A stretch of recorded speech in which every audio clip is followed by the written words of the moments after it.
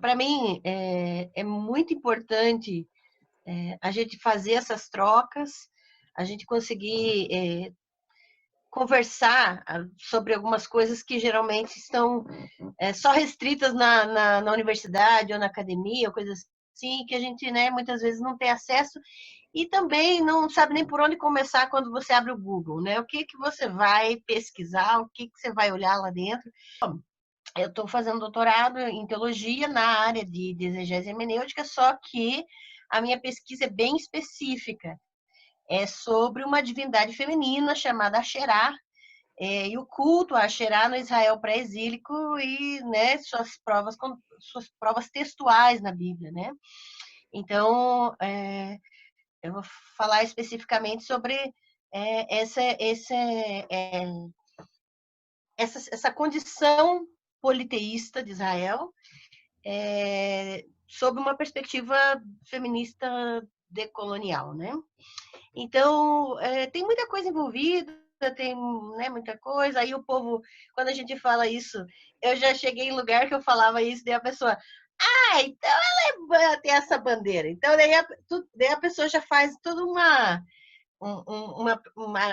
rótulo do que ela acha a meu respeito só porque eu falo os títulos das coisas, né?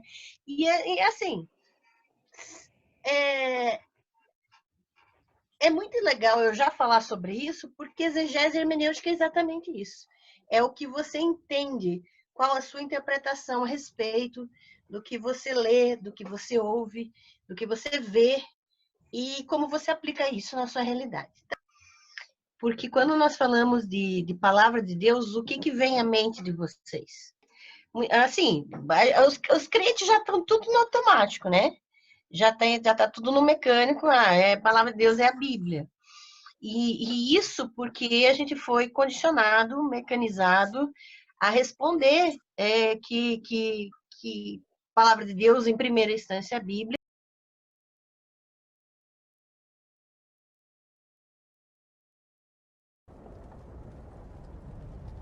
Let me tell you a story. The first story my father told me and the first story that I told each of you.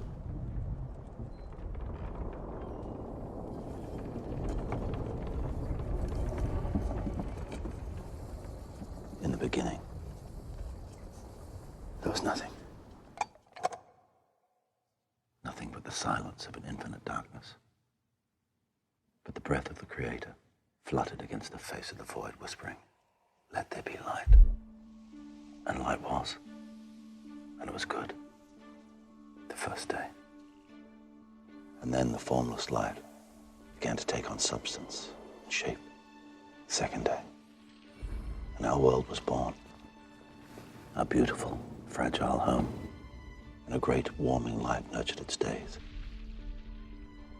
And a lesser light ruled the nights. And there was evening and morning. Another day. And the waters of the world gathered together. And in their midst emerged dry land. Another day passed. And the ground put forth the growing things, a thick blanket of green stretching across all creation. And the waters, too, teemed with life. Great creatures of the deep that are no more. Vast multitudes of fish, some of which may still swim beneath these seas. And soon, the sky was streaming with birds. And there was evening. And there was morning. A fifth day. Now the whole world was full of living beings. Everything that creeps, everything that crawls, and every beast that walks upon the ground. And it was good. It was all good. There was light and air and water and soil, all clean and unspoiled. Your plants and fish and fowl and beast, each after their own kind, all part of the greater whole, all in their place, and all was in balance. It was paradise, the jewel in the Creator's palm. And the Creator made man, and by his side woman, father and mother of us all. He gave them a choice. Follow the temptation of darkness, or hold on to the blessing of light.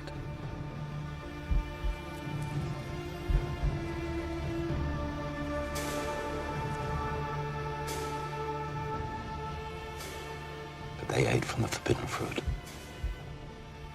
Their innocence is extinguished. And so for the 10 generations since Adam, sin has walked within us. Brother against brother. Nation against nation. Man against creation. We murdered each other. We broke the world. We did this. Man did this. Everything that was beautiful, everything that was good, we shattered. Now, it begins again. Air, water, earth, plant, fish, bird, and beast. Paradise returns. But this time there will be no men.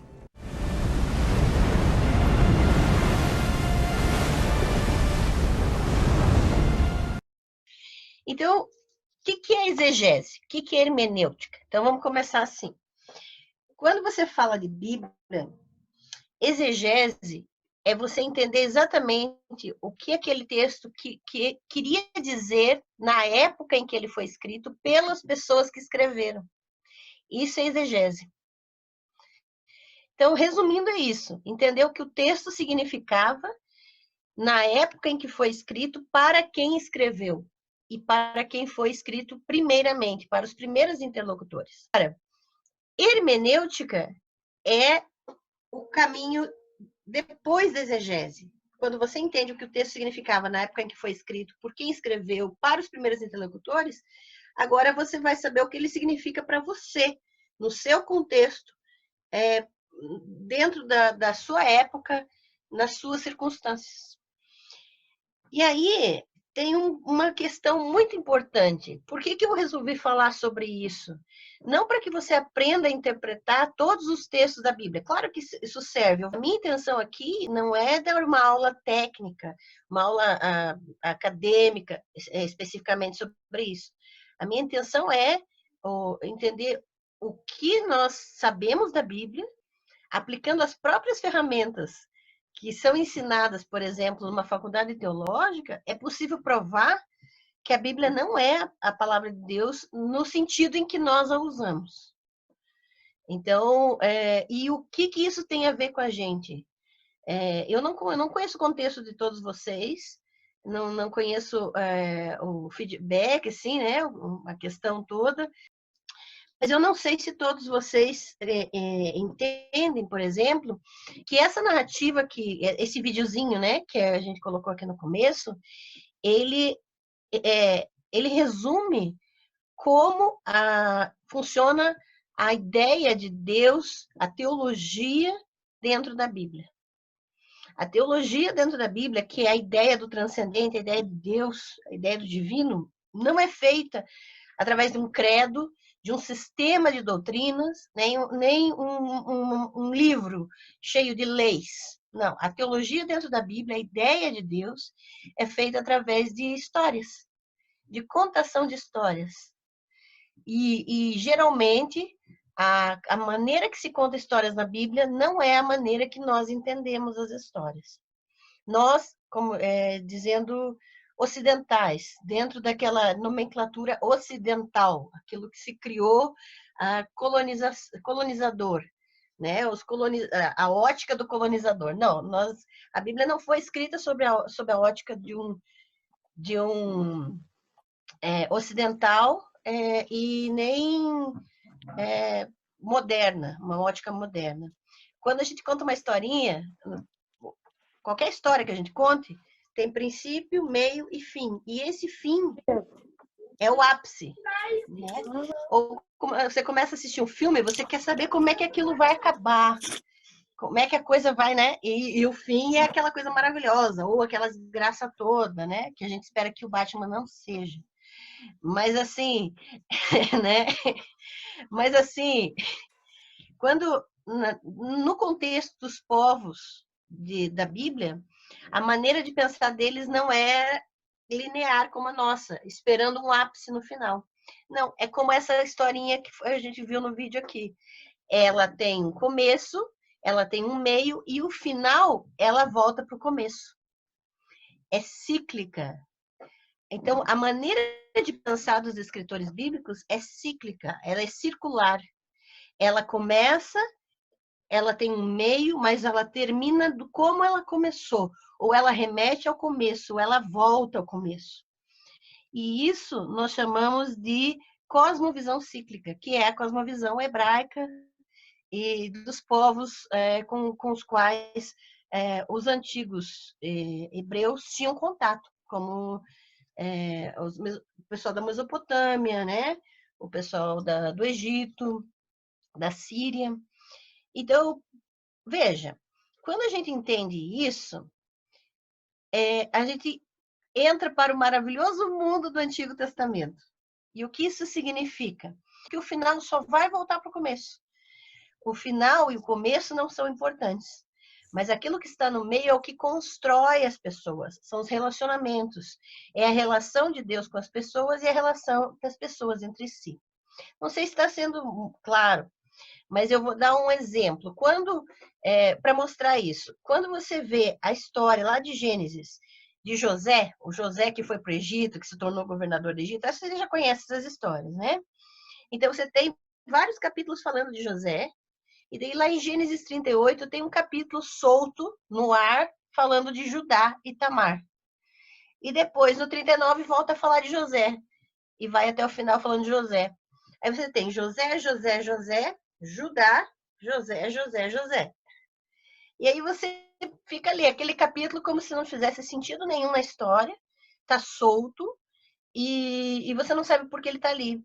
Mas quando você compreende que a coisa é cíclica, que quando ela começa da mesma maneira que termina, e o que é mais importante está sempre no meio, você entende que quem está contando a história está dizendo Judá é mais importante. Isso aqui é o centro da história. Isso aqui é a ênfase de quem está contando a história. Não está lá no final, está no meio. E essa é a grande sacada, por exemplo. Agora eu vou transportar vocês lá para o Novo Testamento. Quando você vai lá para o Novo Testamento e você tem uma história da figueira que Jesus amaldiçoou e que muita gente fica, o que aconteceu? Para que serve aquilo? Uma árvore que Jesus simplesmente fez secar do nada, que não tinha culpa de nada, né? E que de repente você não consegue encaixar na história. E lá no Evangelho de Marcos, você tem Jesus passa pelo caminho, amaldiçoa a figueira, vai para o templo, purifica o templo, arrebenta tudo lá, volta para o caminho e encontra a figueira de novo. O que você tem? A mesma estrutura. O começo e o final são iguais, o encontro com a figueira. E essa figueira está apontando para quê? Para aquilo que está no meio, que é o templo. Então, aquela figueira representava o templo, que cheio de folhas, aparentando ter frutos, mas não tinha. Então, por que eu estou contando essas coisas para vocês? Porque a Bíblia não é um livro de história real, não é um livro de fatos. Ela é um livro teológico, um livro de teologia narrativa, uma maneira de contação de histórias para induzir o leitor nas relações com Deus que os escritores tinham. Então, é muito importante que a gente, quando olhe para a Bíblia, entenda que aquilo ali, que em momento algum a Bíblia se presta ou se propõe a dizer isso aconteceu de verdade, dessa maneira. Ou a geografia descrita ali é exatamente a geografia que existe. Não necessariamente. Em momento algum a Bíblia se presta, ou se preza, ou se propõe a dizer que está declarando fatos, né? A Bíblia é um livro teológico, um livro de relacionamento. E aí é que entram as questões das teorias, né? Das teorias que eu costumo me dar 10 tipos de arrepio do povo que é meio lacrador na internet, sabe? Aquele povo que pega exatamente esses contratextos, esses contra-exemplos, esses textos que a gente diz, não, isso não é um exemplo de vida, e que está na Bíblia, e daí usa esses textos para dizer, olha, isso aqui não é a palavra de Deus, e daí faz aquelas postagens incríveis que chamam a atenção de todo mundo, mas no fundo a pessoa não tem base nenhuma para sustentar aquilo. Não é só porque não faz sentido, não é só porque não é ético do nosso ponto de vista. Dizer assim, eu não concordo que a Bíblia é a palavra de Deus, só porque o que está escrito ali diz que Deus manda matar, e ao mesmo tempo Deus diz que a gente não pode matar, isso não faz sentido, ou isso não entra na nossa lógica, isso não é suficiente para provar que a Bíblia não é a palavra de Deus na sua integralidade. Por quê? Porque a gente está medindo um texto antigo pela nossa mentalidade. Percebe? Que o nosso próprio argumento é furado. Ele é fundamentado numa desonestidade intelectual. Então, de que maneira a gente pode, de fato, com honestidade, mostrar que esse texto não representa a revelação de quem Deus é, de fato? Muito simples. Buscando o que a gente chama de método histórico crítico. O método histórico crítico, ele nos ajuda a entender como e quando, em que circunstâncias esses textos foram escritos. Quem botou a mão naquele texto? Em que circunstâncias? E através desse método é possível descobrir as ideologias por trás de quem estava escrevendo esses textos. Vou dar um exemplo para vocês. Quando vocês acham que Gênesis foi escrito? Pentateuco, né? Os 5 primeiros livros. Quando que vocês acham? O Pentateuco, os 5 primeiros livros da Bíblia foram o último trecho da Bíblia a ser escrito. E realmente, quem falou em torno de 400 antes de Cristo, foi entre 400 e 200 antes de Cristo é que foi escrito o Pentateuco, que foi finalizado o Pentateuco. Na verdade, tem trechos, principalmente Deuteronômio 12 a 26, são os trechos mais antigos da Bíblia. Então, tem trechos antiquíssimos.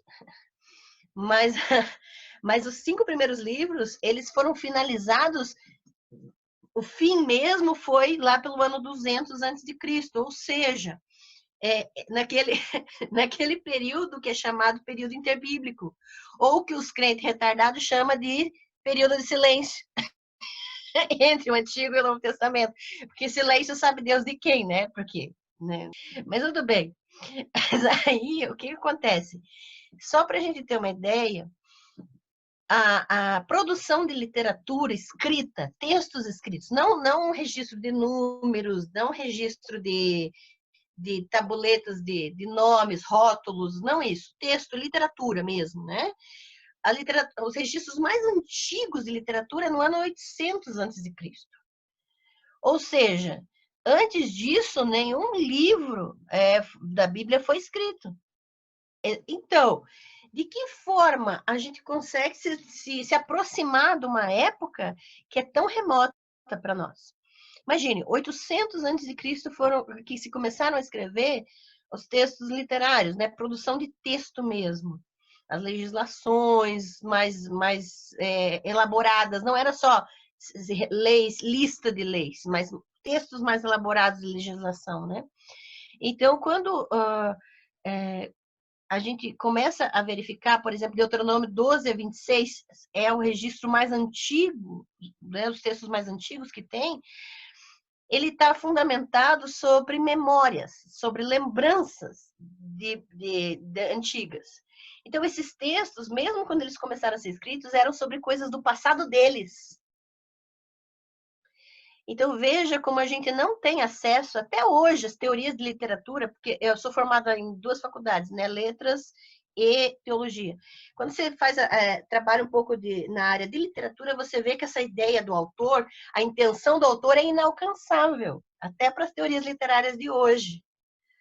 É inalcançável a intenção do autor moderno. Agora, pensa a intenção do autor de 800 a.C. Então, a gente precisa largar um pouco essa ilusão de que a gente vai alcançar o que realmente eles queriam dizer, de fato. quando você faz uma disciplina de exegese e a pessoa diz, o professor diz, vamos entender o que o autor queria dizer, a ideia aqui é você começar a desconfiar de quem diz isso. Como que você vai descobrir o que o autor queria dizer 800 anos de Cristo? Sobre algo que ele estava falando do passado dele. Outra coisa, hoje já é possível saber que...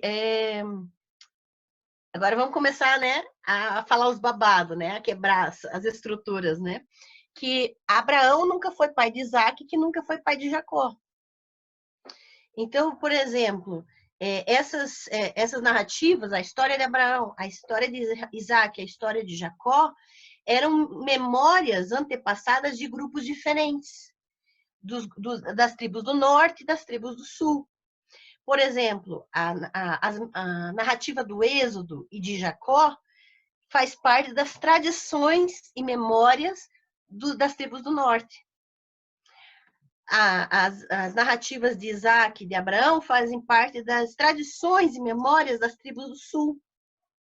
Hoje já é possível afirmar, por exemplo, que não existe prova nenhuma de que houve um Reino Unido de 12 tribos. E que o que aconteceu é que, em determinado momento, o Reino do Norte era um reino rico, próspero, as tribos do Norte, né? E que tinham relações internacionais abundantes e prósperas, mas que, por causa da Síria, foi destruída, levou problemas, levou um caos político-econômico, e aí as tribos do Sul começaram a prosperar em cima disso. E daí, para juntar, para trazer aqueles que sobreviveram dessas guerras da tribo do norte, começou-se a criar um passado comum. Começou-se a criar uma mitologia comum de patriarcas para que se unisse numa identidade cultural, sociocultural única. Mas essas tradições começaram a se unir a partir, por exemplo, do rei Josias, de Ezequias e Josias, lá perto do exílio. Então, foi com a reforma de Ezequias e de Josias que finalmente começaram a pegar, que eles dizem que acharam o livro da lei, miraculosamente, acharam o livro da lei no templo, do nada. O que é isso? Eles estavam pegando aqueles escritos mais antigos, das memórias, das tradições, e agora vamos elaborar uma tradição comum de 12 tribos. Vamos contar uma história que una todo o povo debaixo de uma única tradição, centralizando o culto em Jerusalém. Por quê? Porque cada um tinha seus cultos, seus deuses, a sua forma de cultuar. E agora Judá, as tribos do sul, queriam centralizar tudo para quê? Agora nós precisamos juntar dinheiro para se estruturar e se fortalecer mais do que o norte era. Então, agora o culto só pode ser aqui em Jerusalém porque as ofertas vão vir para cá. Se só pode vir para cá, o dinheiro vai vir para cá. É para onde as ofertas vão. E daí vai sim conseguir se estabelecer economicamente e ter uma identidade política. E quando tem o exílio, e depois o exílio, você não tem mais uma identidade nacional, mas tem uma identidade de povo, uma identidade mais religiosa. Quem manda no povo depois do exílio é a elite sacerdotal, são os sacerdotes. E ali eles começam a finalizar o que a gente chama de redação deuteronomista, que o deuteronomista são os escritores que deram a redação final do Antigo Testamento, né? E que isso foi no pós-exílio. Então, por que é importante a gente entender isso? Porque foi a partir da elite sacerdotal judaíta que o texto do Antigo Testamento ganhou trechos, por exemplo, de que você tem que ir no lugar em que Deus quer ser adorado. Esses trechos tipo uma digital do deuteronomista pós-exílico, que ele está dizendo é só em Jerusalém, que não pode ser em qualquer lugar. Quando diz, por exemplo, lá no Antigo Testamento, façam altares, mas vocês não podem ter imagens de ouro e prata, né? Aí você fica, o que os crentes interpretam com a bunda deles, né? Os crentes gostam de interpretar as coisas com a bunda. E daí eles interpretam de que jeito? Dizem assim, se diz que não pode ter imagem de ouro e prata, então é proibida a idolatria, você não pode adorar nenhum outro deus. Tipo, da onde ele tirou essa ideia, você não sabe. Mas o texto está dizendo que não pode ser feito imagens de ouro e prata.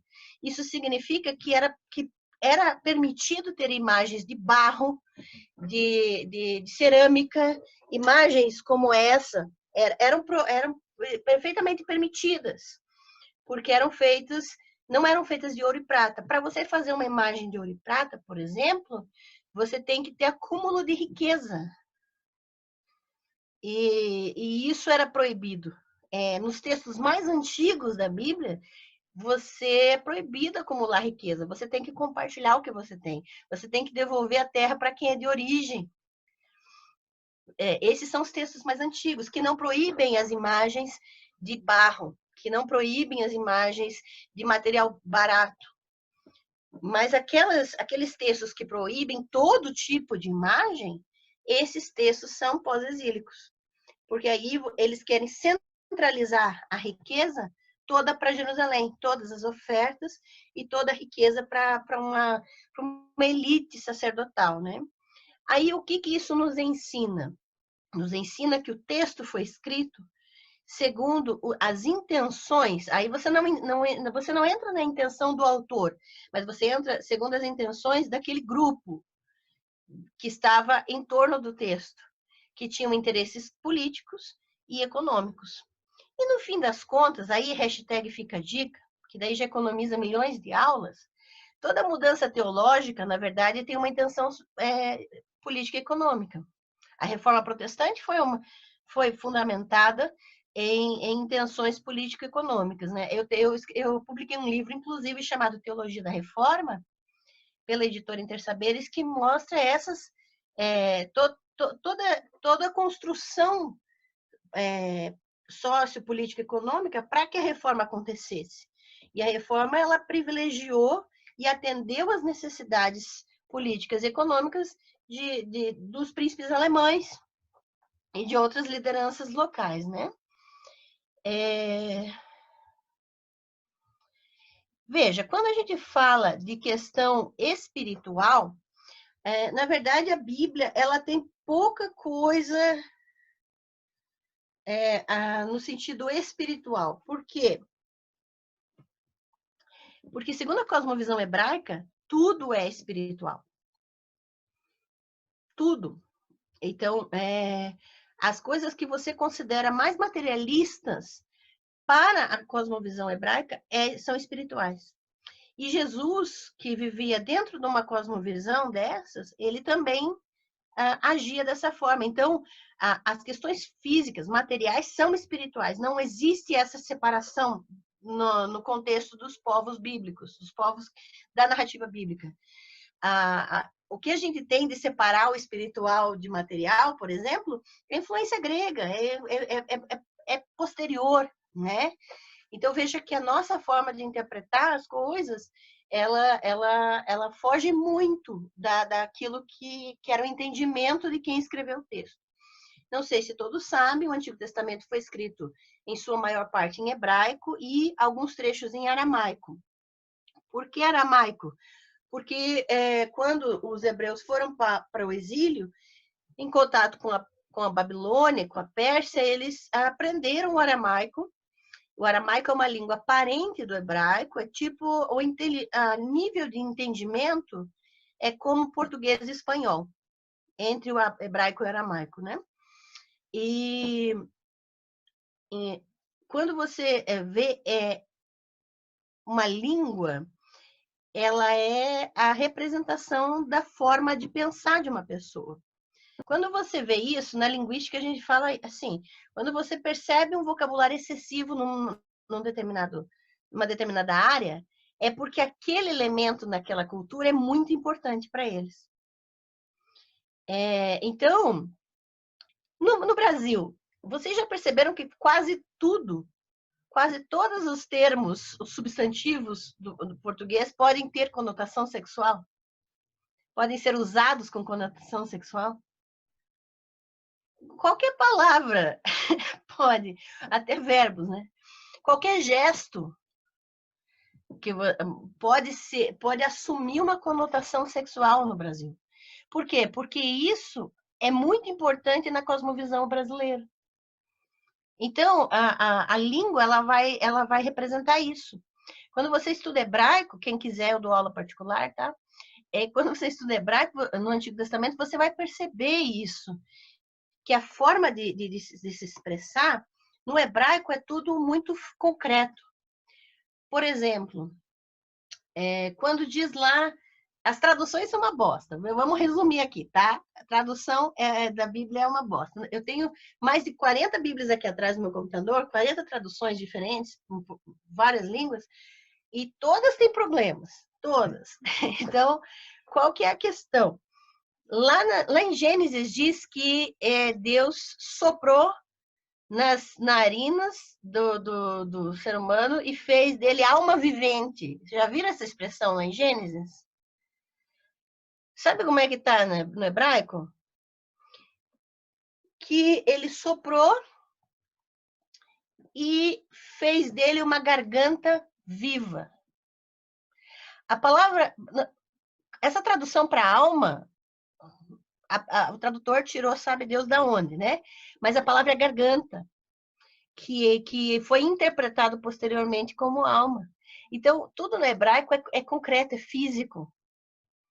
Então, e veja que coisa interessante, que quando Deus soprou no homem, ele se tornou uma garganta viva. Ele se tornou algo, uma palavra falante. Entende?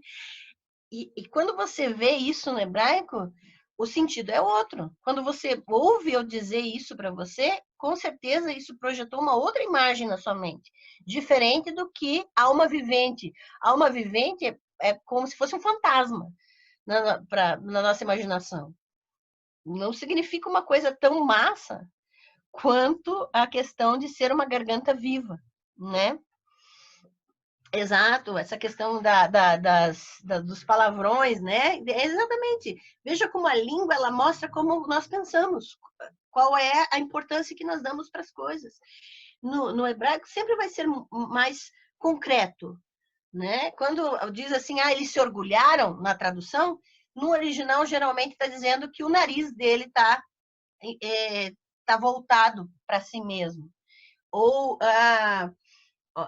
a cabeça dele está levantada. Ele está, daí na tradução está dizendo, ele se orgulhou. Mas no original, no hebraico, na língua original, está escrito, por exemplo, que a cabeça dele se levantou. Então, é tudo muito mais concreto. E para eles, isso é espiritual. Para eles, todas as questões físicas, as questões concretas são espirituais. Isso é muito importante para a gente perceber que nós não pensamos da mesma forma. Veja que tudo que a gente falou até agora são de textos, é de elaboração de texto. Eu estou dando um resumão, né? Mas tem muita coisa. Os materiais todos escritos eu mando para vocês depois. Isso aqui é para fazer vocês pensarem hoje, né?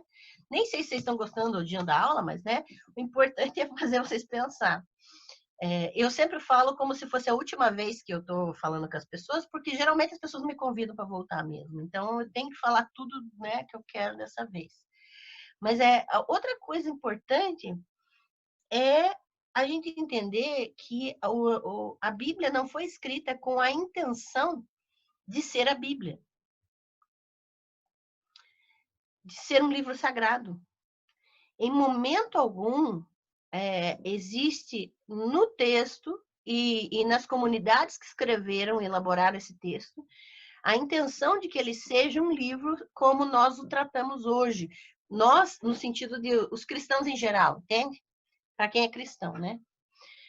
Mas, assim, em momento algum, esses textos eram mitos e tinham a ver com as tradições, tinham a ver com as elaborações do povo. né? Você lê Salmos, você sabe que eram algumas músicas que eram cantadas, alguns poemas, alguns desabafos, mas isso em momento algum tinha intenção de ser um livro de músicas que ia ser cantado no templo, como muita gente ensina que foi, né? Só para vocês terem uma ideia, hoje não existe nenhuma prova de que Salomão existiu. Aí, quem foi para Jerusalém com aqueles guias maravilhosos, né?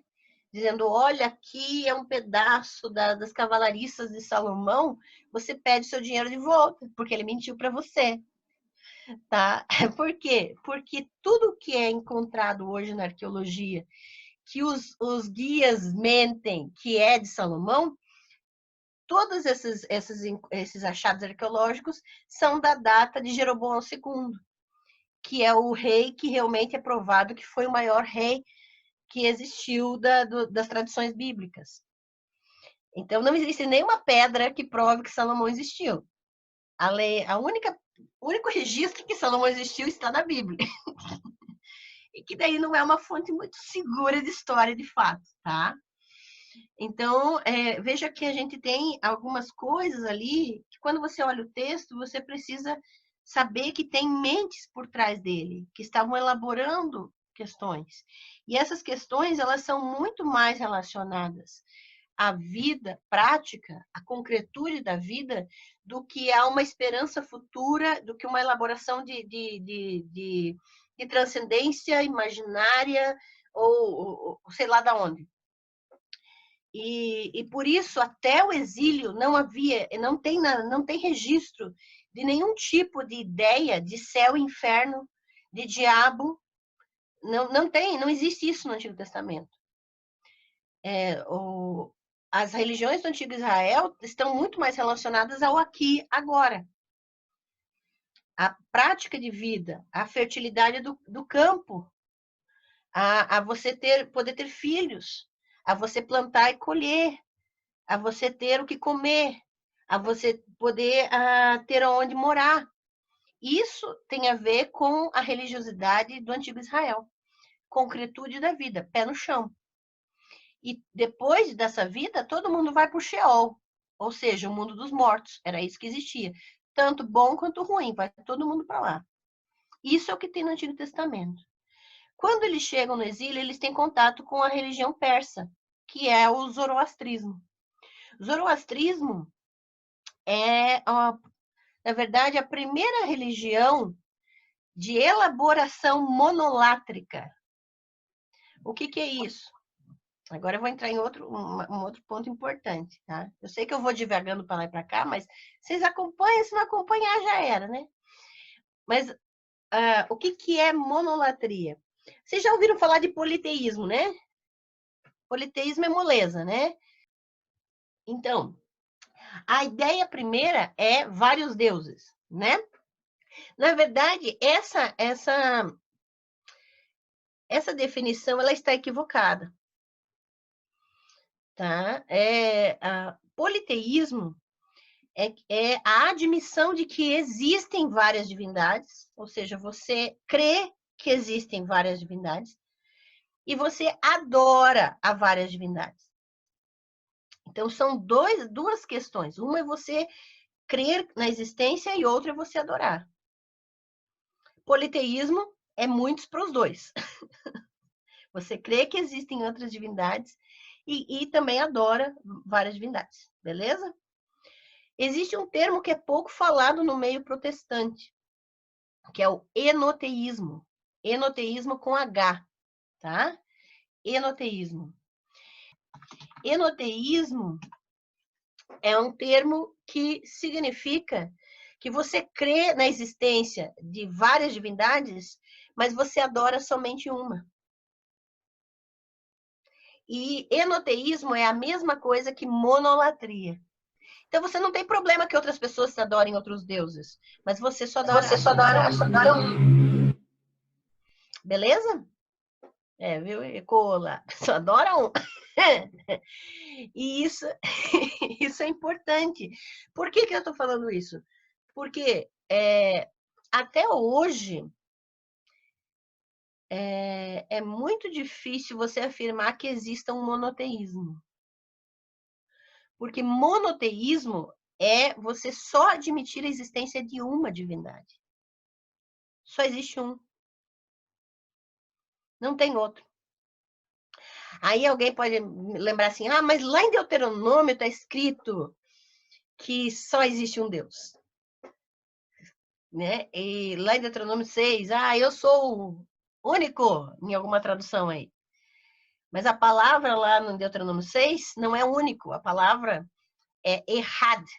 A palavra hebraica errad é a palavra um. É o número 1. Então, ele diz que ele é um, não que ele é único. É diferente. Tá? Então, quando você vê que antes... Aí você vai perceber que ali, quando tem textos assim, na presença dos deuses, a ti cantarei louvores. Tem um salmo que fala isso. O que é isso? Que deuses? Ele está admitindo a existência de outras divindades, mas ele está dizendo que ele só adora um. Então veja que existem inúmeros textos enoteístas ou monolátricos no Antigo Testamento.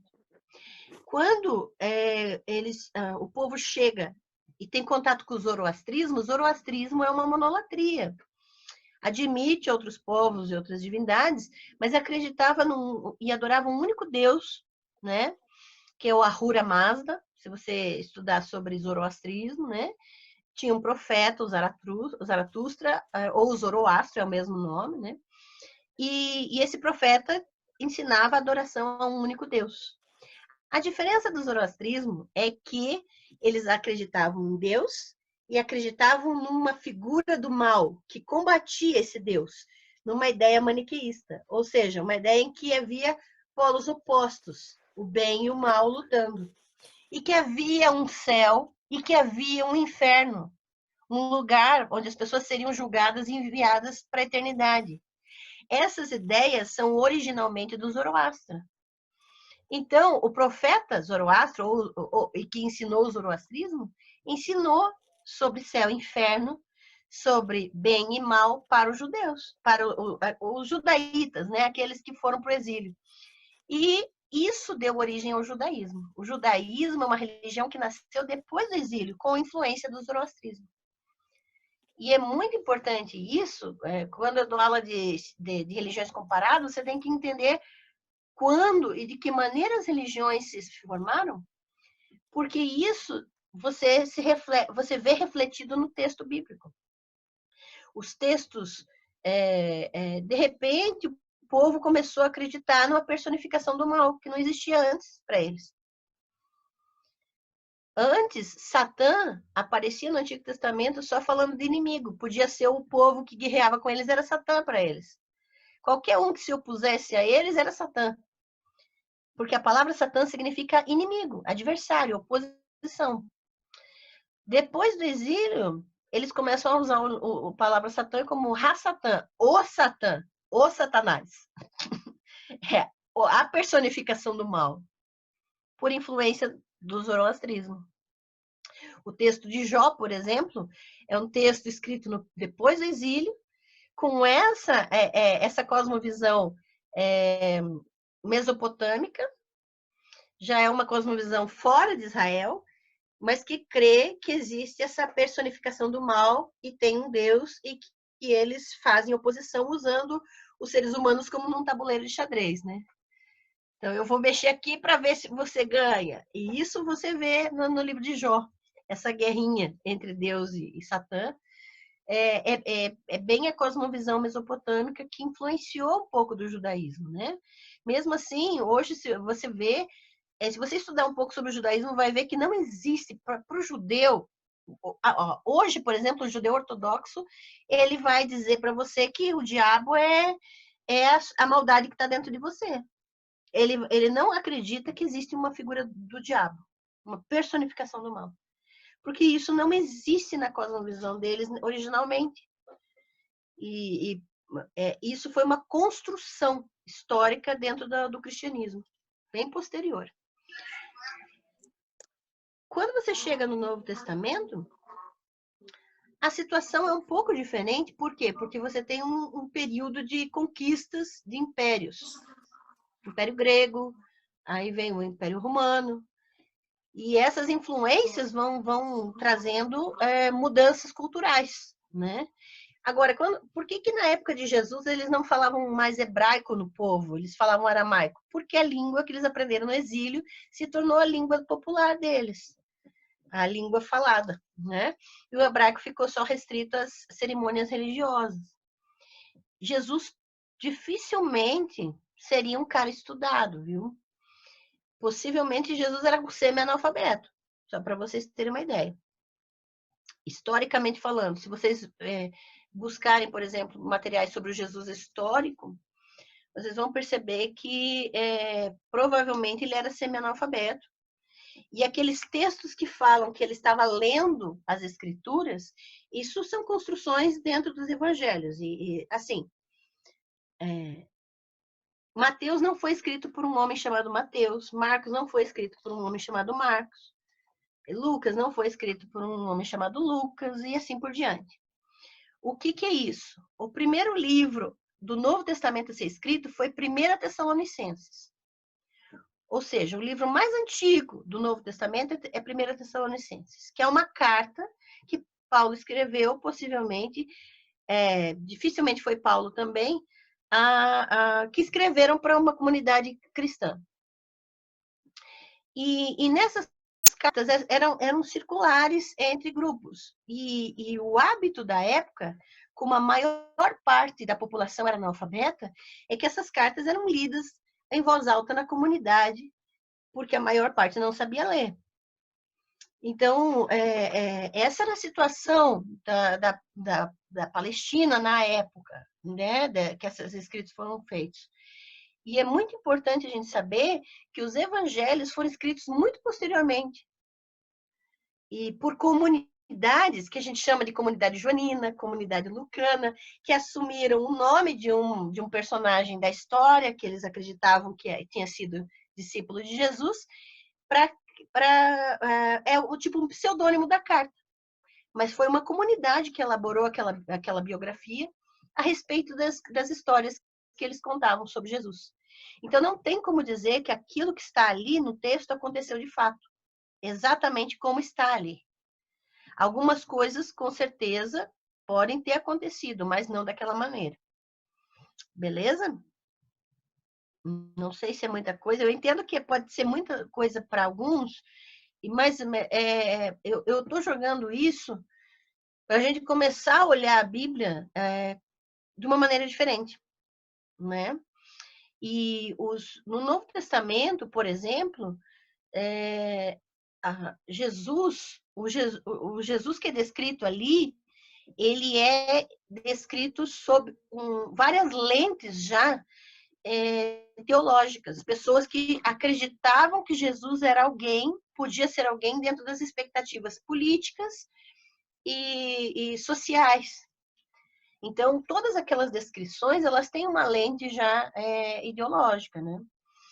Mas um livro que eu indicaria para vocês lerem é O que Jesus Disse e o que Jesus Não Disse, do Bart Ehrman. Então, o nome do livro é O que Jesus Disse e o que Jesus Não Disse. E essas questões, quando eu falo, por exemplo, que não foi João que escreveu o Evangelho de João, por incrível que pareça, eu tive alunos na faculdade teológica que se escandalizaram quando eu disse isso na sala. Mesmo eu tendo documentos, eles estudando sobre isso. Mas a grande questão é que a questão da autoria é algo moderno. Essa questão de autoria, de direitos autorais, isso é uma questão moderna, tá? Na época da história da igreja, na época patrística, dos pais da igreja, isso não era problema, a questão da autoria. Tanto não era problema que os grandes pintores, os grandes artistas da história morreram miseráveis. Porque qualquer um podia copiar a obra deles e eles não ganhavam nada por isso. Porque essa questão dos direitos autorais é algo moderno.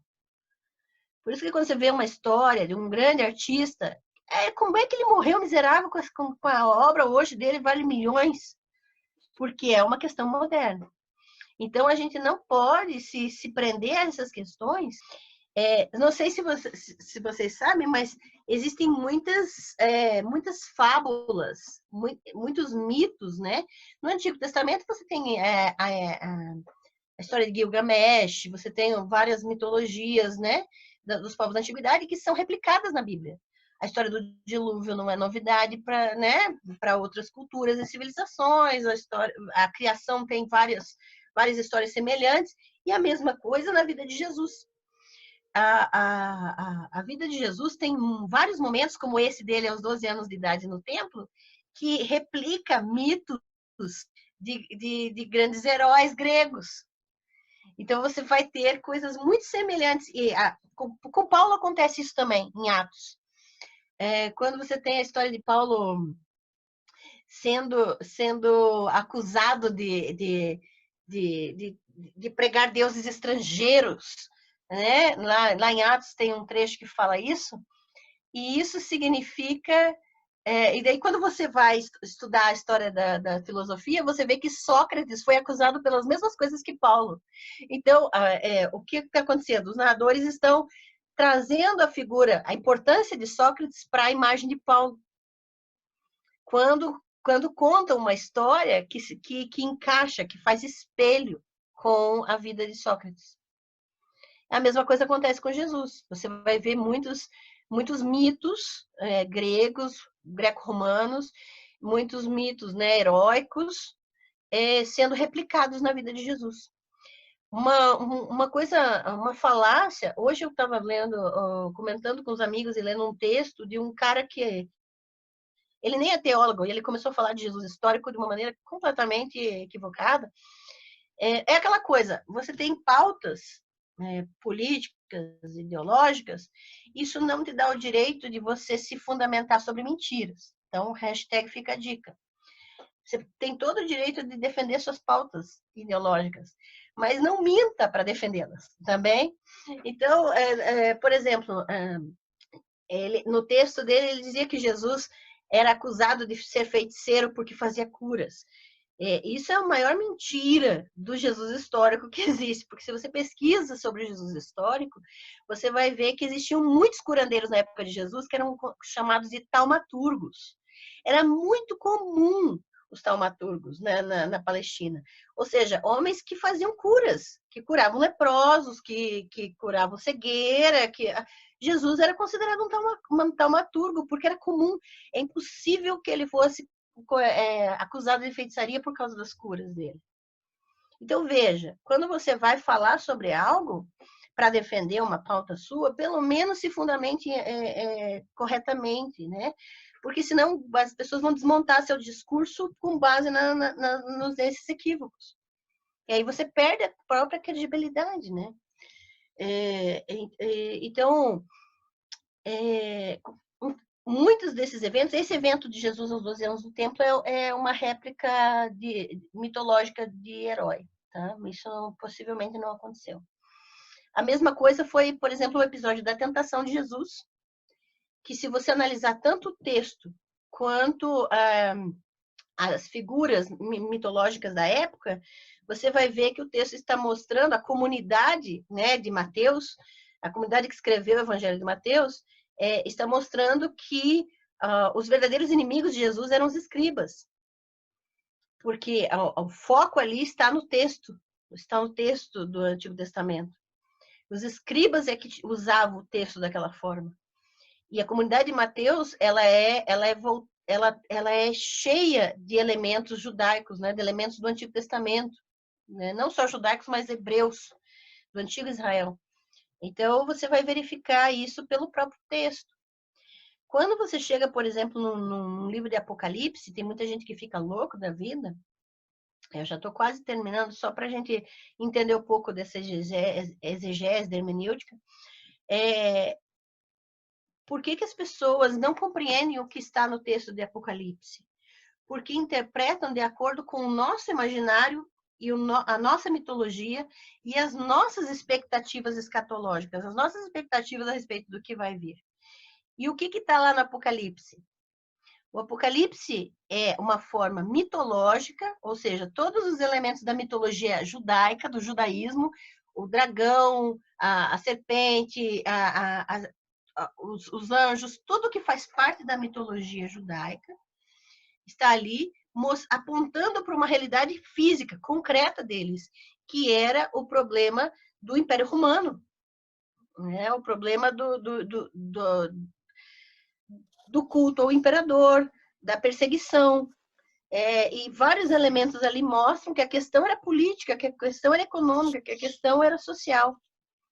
E não tem como a gente pegar aquilo e dizer, não, tal pessoa é o anticristo, tal coisa é o anticristo. Se você não analisa a construção do anticristo em todo o texto bíblico, desde o Antigo Testamento até o Novo Testamento e na história da igreja, que o que nós temos hoje não está na Bíblia. O que se ensina hoje nas igrejas é a construção de 2000 anos de história da igreja que veio depois da Bíblia. Então, você aprendeu a ler a Bíblia com o óculos desses 2000 anos de história da igreja. Então, você olha para o texto e você vê aquilo que o texto não está dizendo. Você vê um Satanás com um rabo, com um chifre vermelho, que não está na Bíblia. Você vê um Jesus que diz que você vai para um céu que não está na Bíblia. Ou diz que você vai para o inferno que também não está na Bíblia. Porque tudo isso foi construção posterior.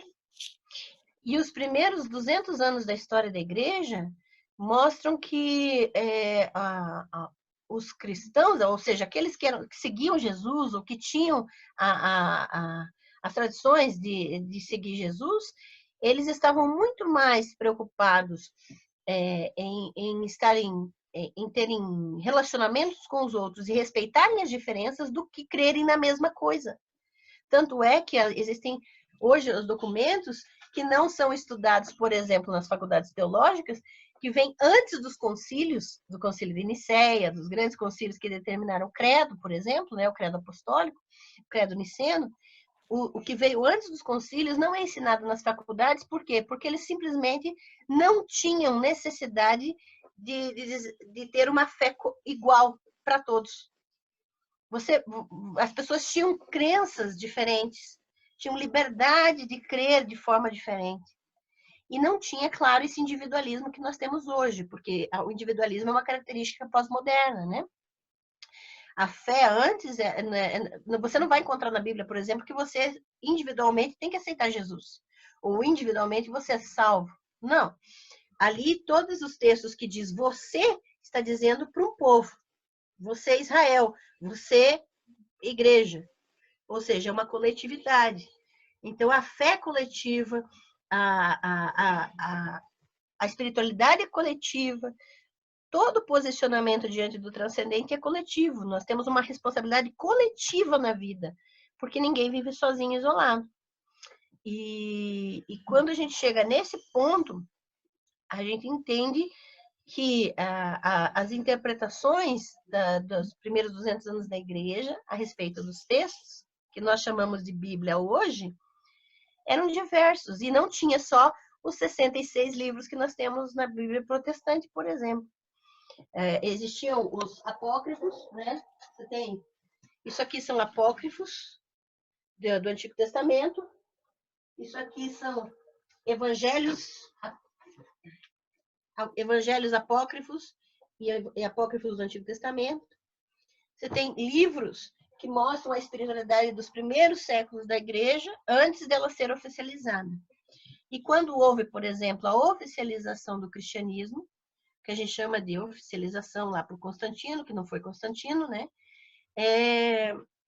Aquilo ali se tornou uma religião imperial. Os concílios, o concílio de Nicéia, os concílios que decidiram as bases da fé cristã, foram conclamados, foram organizados e chamados para existir pelo imperador, não pela igreja. Foi o imperador que mandou que esses concílios fossem feitos. Então, não tem nenhuma relação com Jesus, né? É um resumão, tá, gente? Eu sei que é muita coisa, mas é um resumão. O nome do texto é Os Livros Não Mudam Ninguém, do Paulo Bravo. Antes dos livros, as palavras sopravam onde queriam.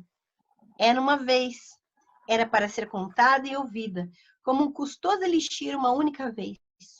Até que um dia, naquela transgressão ancestral, da qual sentimos ainda os estertores e as culpas, alguém teve a iniciativa de capturar o que desde sempre foi considerado mágico e sagrado, a palavra falada, e encarcerá-la na matéria dura, onde teria de sofrer a indignidade de poder ser lida por qualquer um.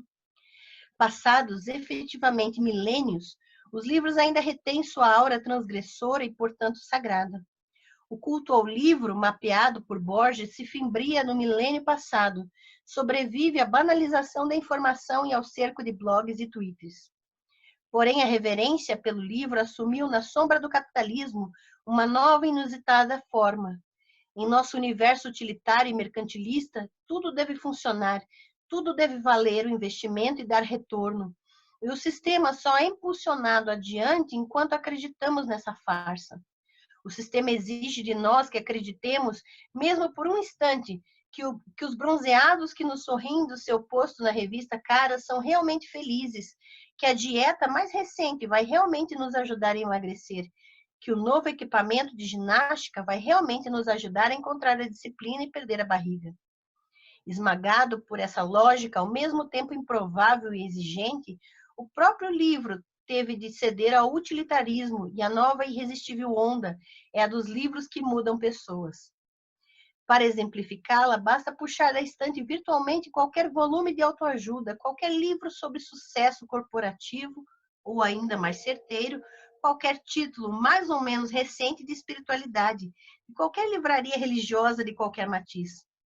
Não é por acaso que, em geral, são precisamente esses três, autoajuda, sucesso e espiritualidade, os títulos mais eficazmente traficados no mercado editorial, relegando qualquer outro gênero a um distante quarto lugar.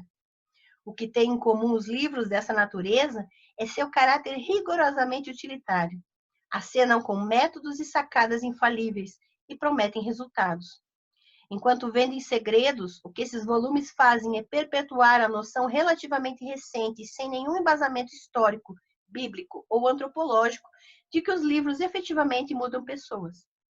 A curiosa verdade que ao longo dos milênios ninguém se deu ao trabalho de esconder é que os livros não mudam ninguém.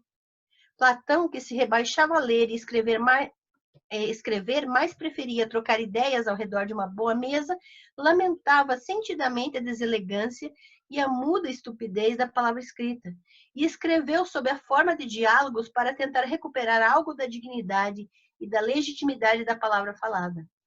A própria Torá judaica, cujo original se encontra no céu, que é anterior à criação do universo, e epitomizou o culto ao livro séculos antes do esboço do primeiro evangelho e milênios antes do que o anjo ditasse a primeira letra do Alcorão, não pretendeu para si o poder, nem usurpou para si a missão de mudar quem quer que seja. Tampouco atribuíram-nos a tradição. A Torá era a lei, ou mais precisamente a instrução, a ser lida, memorizada e cumprida, mas não reservava nenhuma vocação natural ou sobrenatural para transformar o leitor. Mesmo no âmbito estreito e rigoroso das obras sagradas, os livros mantiveram na prática o status de periféricos, respeitáveis acessórios, sempre subalternos em relação aos ritos, à tradição, à devoção pessoal e à instrução face a face. Reconhecendo tacitamente os limites da palavra escrita, os judeus acharam necessário proteger seu texto sagrado ao redor de um gradil de adições orais e interpretações abalizadas. A igreja foi mais dura e mais exigente, emparedando o céu atrás de blocos graníticos da teologia e ortodoxia. Porém, nenhum testemunho da insuficiência da palavra escrita é mais eloquente que o encontrado na tradição cristã original. Ela opina sem nenhum rodeio e por escrito, que a letra mata, que as instruções escritas são por natureza insuficientes, contraproducentes e ambivalentes, e que o verbo só encontrou a verdadeira eficácia quando se fez carne, isto é, a verdade divina só foi proferida inequivocadamente quando virou gente. Em outras palavras, o cristianismo reconhece no preto e no branco que livro algum pode confinar adequadamente a divindade ou a vida, ou adequadamente representá-las. Só uma pessoa, só um filho do homem, é vaso suficiente para a tarefa. A Bíblia, como livro, reconhece a própria insuficiência e, embora se posicione como capaz de instruir em alguma medida, não nega que é preciso o toque de um relacionamento, uma pessoa, para levar-nos de fato a experimentar a verdadeira transcendência. Nesse sentido, a fase inicial do cristianismo, a única fase do cristianismo a fazer jus a esse nome, ou pensando bem, talvez a única que nada fez para merecer esse opróbrio, representou o primeiro movimento a promover um corpo exigente de ousadias, a desconfiança radical quanto à sobriedade da palavra escrita ou falada, o ceticismo quanto à validade de ideias expressas sob a forma de conceitos, a centralidade inegociável da condição humana, a redenção da experiência dos sentidos, a ênfase no caráter narrativo e relacional da verdade e da realidade, que só voltariam a ser articulados milênios mais tarde pelos proponentes do Renascimento, por pensadores pós-modernos como Derrida, por filósofos existencialistas como Sartre, pelas indignações de iconoclastas como Nietzsche, pelo pessimismo de antigurus como Krishnamurti. Porém, assim que foram colocadas por escrito no Novo Testamento, essas ideias radicais voltaram a se submeter paradoxalmente ao controle e à racionalização. Seus intérpretes trataram de aparar exegeticamente as arestas de Jesus e Paulo e domar-lhes a paixão e a carne, de modo a que não representassem ameaça à segurança da ortodoxia da palavra. Não importa que Jesus não se rebaixe a expor sua mensagem na forma de sistemas estanques. Corrigem-lhe depressa e se deslize. Não importa que o apóstolo esclareça que a letra mata. Preferem ignorar-lhe consistentemente o espírito. É significativo, no entanto, que Jesus se mantenha ele mesmo sensatamente à margem dessa domesticação, não tendo escrito livro algum e não tendo deixado recomendação para que algum seguidor seu o fizesse. O que faz o Filho do Homem nos evangelhos é basicamente estar com as pessoas, aplicar-lhe a cura com o toque das mãos, andar sem destino na beira do mar, levar a dúvida onde havia certeza, levar a paz onde havia culpa. Sua postura parece aqui se alinhar com a cautela desiludida dos existencialistas, mais adiante com o bom humor ambíguo dos pós-modernos, logo ali com os furores cínicos de Nietzsche. Especialmente notável, tendo em vista o que veio depois, é que o homem de Nazaré abraça a experiência dos sentidos por completo, redimindo-a em todas as suas idiosincrasias e limitações. Sua espiritualidade é a do toque, da unção, da comida, da carne, do unguento, do aconchego no peito, do vinho, da farinha, da fome, do barro, da saliva, da sede, do pão, da água, do sangue. O reino que ele procura propor ou revelar é rigorosamente esse nosso mundo, transformado por mãos e olhos que ousem desvendá-lo ou experimentá-lo, se é que existe diferença. Ele está no meio de vocês. Seu argumento é a comparação e sua retórica narrativa, em especial a sua própria. Seu método e seu legado, aos quais corresponde a sua mensagem, é existir. Seu significado, morrer. Jesus aparentemente intuiu, vertiginosamente, que mesmo o Novo Testamento seria insuficiente ou contraproducente, pelo que não investiu um minuto nele. Tudo o que fez foi ser gente e estar com gente, e deixou essa única recomendação. Se chegou até nós algum eco real e transformador da vida e da vitalidade do rabi de pés empoeirados, foi através do salto da carne sobre outra carne. Chegou-nos pela vertigem multiplicadora de 11, que abraçaram 120, que a seu tempo tocaram outros mais. Sua virtude chegou-nos equilibrando-se precariamente em vasos vitais, corpos e posturas de gente de sangue quente. Esses preservaram o calor do seu espírito e não o sempre insuficiente, sempre incompleto e sempre morto que está escrito nos livros. É isso. Porque, inclusive, ele faz esse mesmo autor, o Bart Ehrman, escreve um livro quando Jesus se tornou Cristo, né? Porque existe uma diferença, o Cristo da fé e o Jesus histórico, né? Um ponto é esse, que a questão é de que não existe leitura neutra, inclusive da ciência. quando a gente fala de ciência, a gente precisa levar isso em consideração, que não existe neutralidade. Por quê? Porque um exemplo clássico, né, é que a ciência já foi utilizada, por exemplo, para justificar racismo, a eugenia, né? Então veja que a própria ciência é utilizada com intenção. Na elaboração de tese, dissertação, sim, nós podemos ter a vontade de provar algo. É assim que a gente chega num doutorado. Ó, eu quero provar isso. Porém, durante a pesquisa, você pode encontrar algo que contradiga a sua própria tese. Desmonte a sua própria hipótese. Para você, né? Então, hipóteses existem, e isso não é contra a ciência. E o Bart Ehrman, ele tem um trabalho tanto no sentido da construção do Jesus histórico, como a construção desses Jesuses, né? É exatamente esse o foco dele, mostrar a desconstrução, desconstruir, né, todas essas caras de Jesus. Por que eu indiquei o livro dele? Porque ele é um ótimo começo, mas não é um bom fim. Ele é um ótimo começo para quem quer perceber que as coisas não são como parecem. Principalmente esse do o que Jesus disse e o que Jesus não disse, que é um livro mais fininho. Porque nesse livro ele trabalha com fontes que você encontra em outros pesquisadores. O John Dominic Crossan, que é um dos melhores pesquisadores no Jesus histórico, corrobora com o Ehrman em várias questões. Então, não é porque a intenção do cara é ir contra uma fé que ele está equivocado por isso.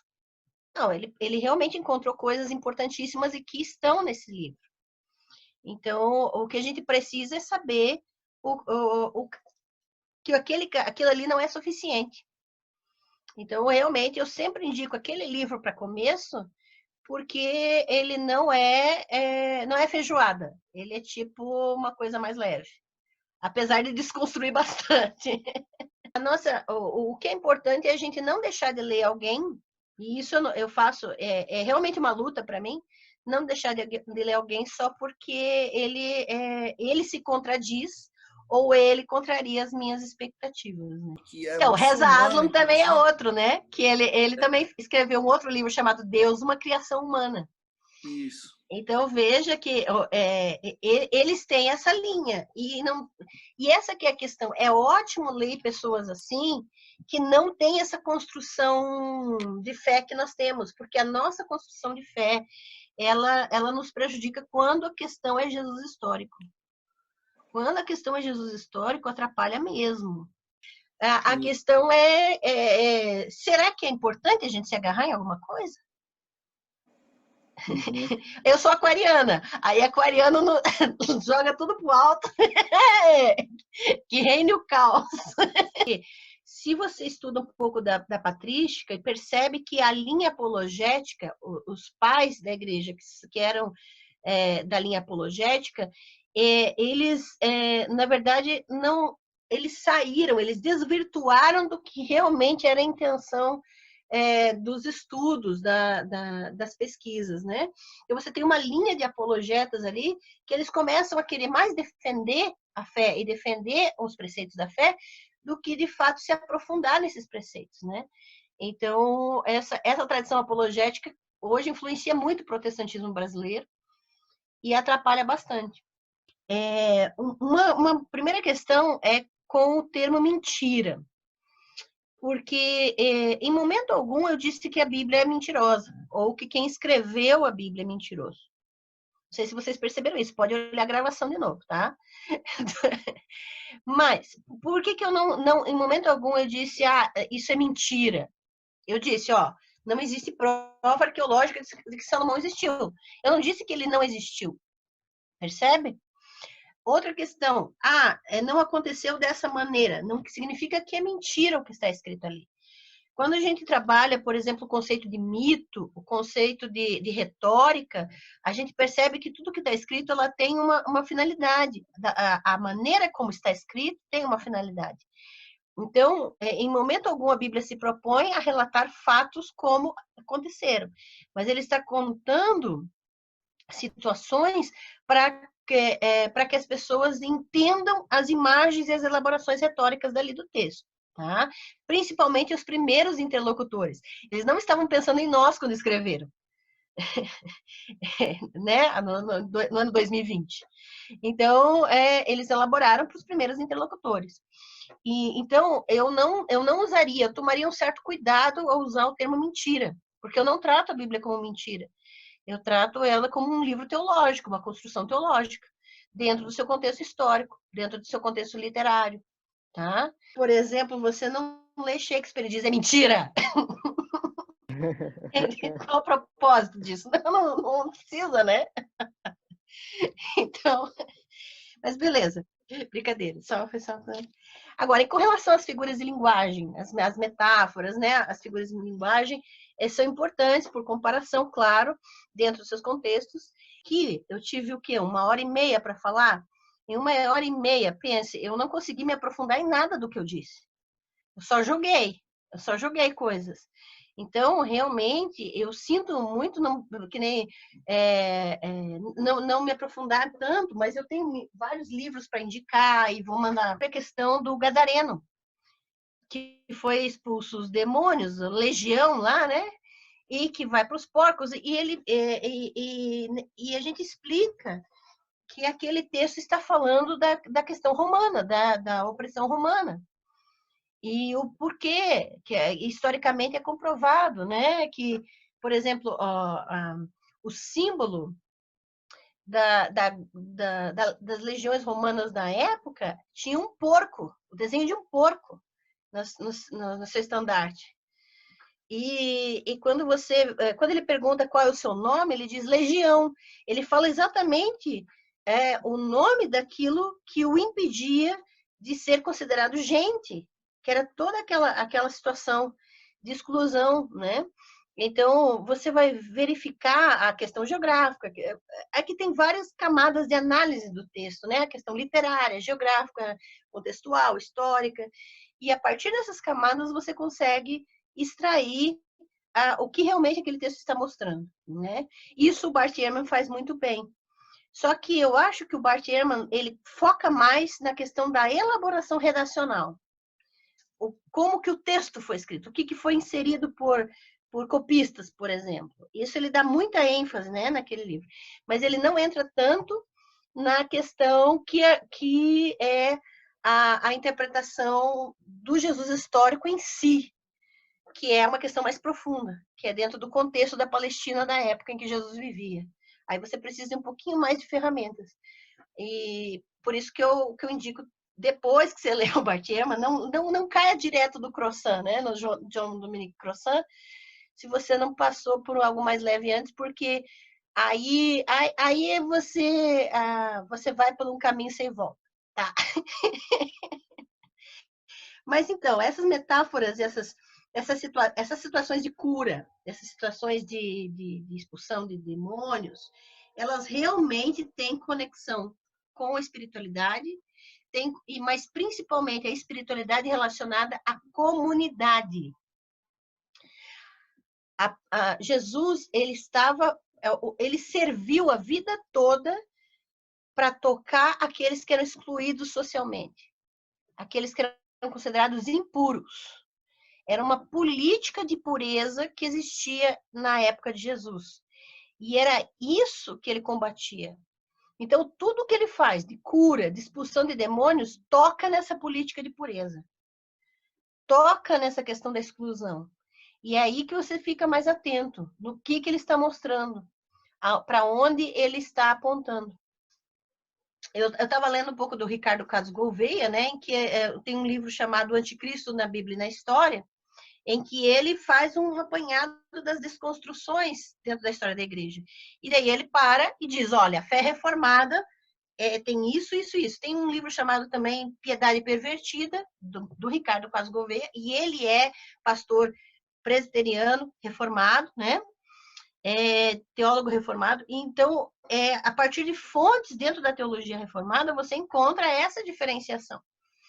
E claro que por causa de algumas ênfases, existem resistências diferentes. Por exemplo, dentro da teologia reformada, o Antigo Testamento ele tem um valor maior do que para outras formas de fé protestantes. Por exemplo, se você vê a fé anabatista, a fé anabatista coloca o Novo Testamento acima do Antigo. E aí você não pode exigir que aquele que tem a fé anabatista creia como reformado. Percebe? Essas questões são diferentes dependendo da confissão de fé que você professa. E isso é importante no diálogo, mas é importante também reconhecer que isso não é igual para todo mundo. Ok? E outra questão ainda de que é claro que existe o risco de você jogar tudo para o alto. Esse risco é tranquilo, não tem dúvida que existe, de que é uma questão de considerar, né? Agora, é importante lembrar que em momento algum aqui eu falei da minha fé pessoal. Ok? Isso significa o quê? Que aqui eu estou dando uma aula sobre essas questões, mas eu não falei de fé pessoal para vocês, eu não falei nem da fé pessoal sua. Por quê? Porque considerar a Bíblia um livro sagrado é uma questão de fé. Considerar é a mesma coisa o Alcorão. Você pode estudar o Alcorão, mas não considerá-lo um livro sagrado. E isso é uma questão de fé pessoal. E aí eu preciso respeitar a sua fé pessoal a respeito disso. Mas eu não posso simplesmente usar isso como uma referência para a aula. Percebe? Então, a minha fé pessoal, ela não está aqui na aula. Assim como eu não toquei na fé pessoal de vocês. Eu não mencionei isso, né? É importante que a gente perceba que todos nós aqui somos diferentes, tanto no nosso contexto, de que igreja que viemos, de que confissão viemos, quanto a nossa posição em relação à Bíblia. E então isso, quem considera a Bíblia o seu texto sagrado é outra visão a respeito do livro. É uma visão diferente dessa que nós falamos aqui, com certeza. É a mesma visão de um muçulmano olhando para o Corão. É o texto sagrado. Aí é outra dimensão o texto ganha. Agora, o que eu coloquei aqui com o texto do Paulo Bravo, por exemplo, e que precisa ser levado em consideração a partir de qualquer credo, é que o texto não pode domesticar Deus. Ele não representa Deus. O texto não representa Deus. Esse ambiente de igreja existe como porque essas coisas não são conhecidas ou não são divulgadas, né? Eu estudei, eu fiz um seminário teológico antes de ir para a África. Eu fiz letras, magistério, seminário teológico. Depois que eu voltei, eu fiz faculdade teológica, só que numa faculdade confessional protestante. E eu não aprendi nada disso. Até eu voltar da África, até eu fazer essa faculdade, na faculdade, eu não aprendi nada disso. Foi só quando eu fui fazer um mestrado fora da faculdade protestante que eu comecei a ter contato com aquilo que não se fala nem em igreja, nem em faculdade protestante. Porque as faculdades protestantes são são seminários que formam a liderança das igrejas. Então, também não tem interesse que eles saibam dessas coisas, porque eles vão ser os líderes das igrejas. Né? Então, realmente, eu não consigo ver que haja interesse, que seja contraproducente para a própria existência da igreja como ela é hoje, ensinar essas coisas. Então, realmente, dizer que nós somos fundamentados sobre Jesus é mentira. Dizer que nós somos como a igreja primitiva é mentira, porque nós não somos plurais. Nós tentamos manter uma única teologia.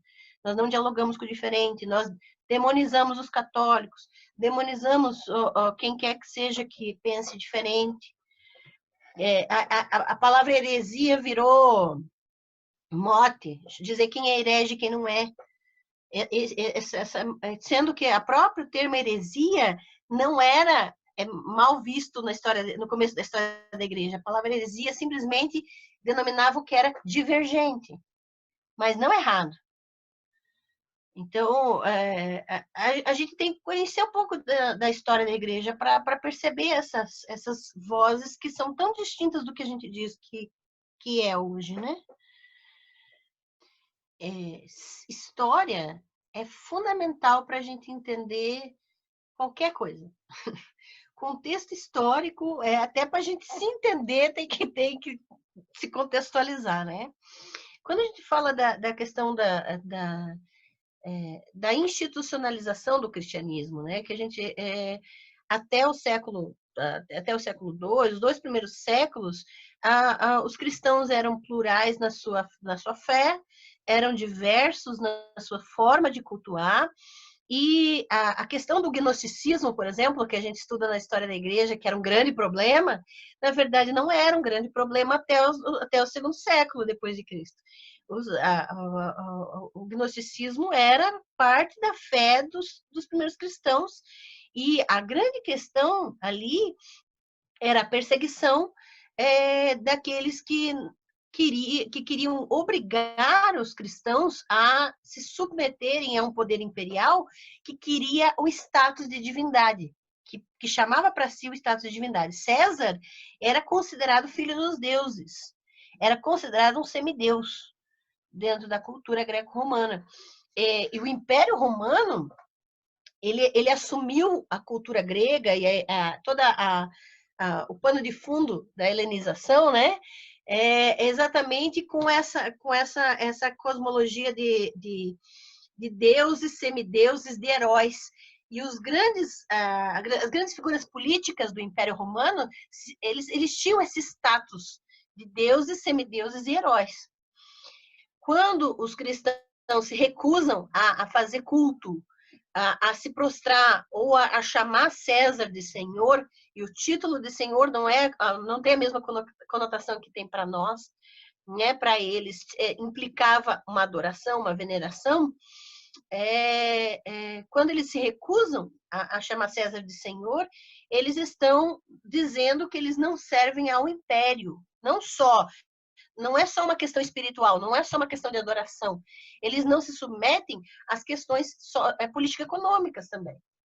Tanto que os cristãos precisavam repartir entre si as suas coisas, porque eles não recebiam nenhum tipo de benefício imperial, porque eles não se submetiam ao império, à lógica do império.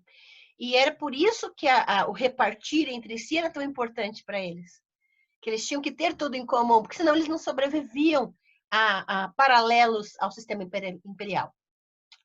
Quando existe essa intenção, quando, na verdade, teologicamente foi Tomásio, né? Tomasiano, que na época de Constantino, ele dá essa formatação de religião imperial, do cristianismo ser um cristianismo imperial. Jesus não está mais no centro da religião, o império está. E aí ele vai somar essas imagens para quê? Para que todos se submetam ao império. Ele vai acoplar o império a Jesus, a figura do Cristo, não a Jesus, a figura do Cristo, que é construída pelo império, para que todos se submetam, achando que estão se submetendo a Cristo. E aí você tem uma devoção mascarada. E aqueles que começam, que antes eram perseguidos pelo Império, agora eles são cidadãos romanos, eles têm os direitos, eles fazem parte do sistema, têm todos os privilégios que estão acoplados a isso, porém, o Império não admite a pluralidade, não admite a diversidade que os primeiros cristãos admitiam. E aí, todo aquele que diverge é perseguido. Aí os cristãos, eles mudam de lugar, de serem alvo de perseguição, porque admitiam essa liberdade, para serem perseguidores, a partir do momento que se associam ao império, que são reconhecidos pelo império, e que não admitem mais a pluralidade e a diversidade. Aí todo aquele que crê diferente, é herege e tem que morrer. O desenvolvimento científico, ele não segue ele não depende necessariamente desse processo histórico. Ele segue paralelo. Tanto é que, por exemplo, a ciência de hoje, ela é filha do misticismo de ontem. Então, por exemplo,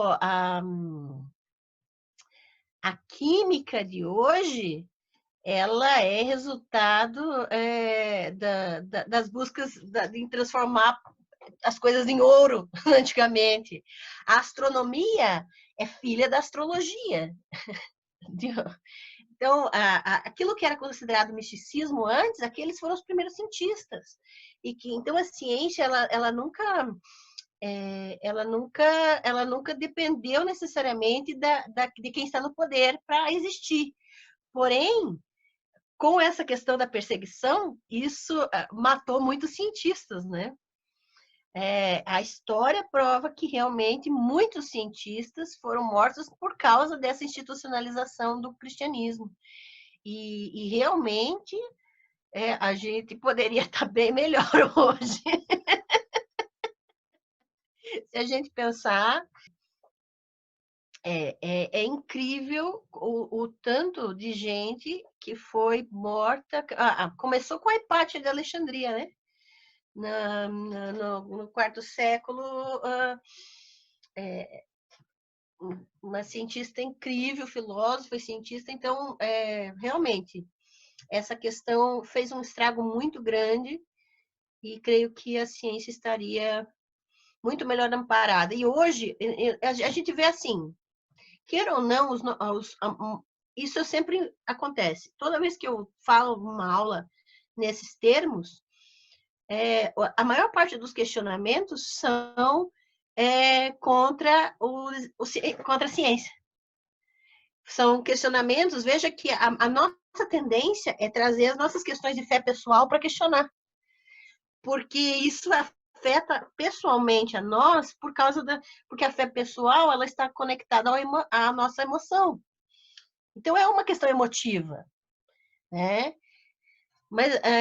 Mas não há problema em nós termos a nossa fé pessoal e entendemos que o desenvolvimento do conhecimento da ciência é importante para que a gente não seja manipulado pelo sistema. Se eu falar o que eu penso, aí eu perco todos os amigos que me restam, né? Mas é aquela coisa de a gente ainda tem que pensar se a gente usar as mesmas armas do sistema é realmente lutar contra ele. Né? Eu vejo muitos cristãos, inclusive progressistas, que se dizem progressistas, caindo nessa armadilha de usar as armas do sistema. Uhum. E aí o poder, cara, o poder corrompe. Porque senão, Mamon reina onde tem poder. E aí você não tem, você se vende, você vende sua consciência.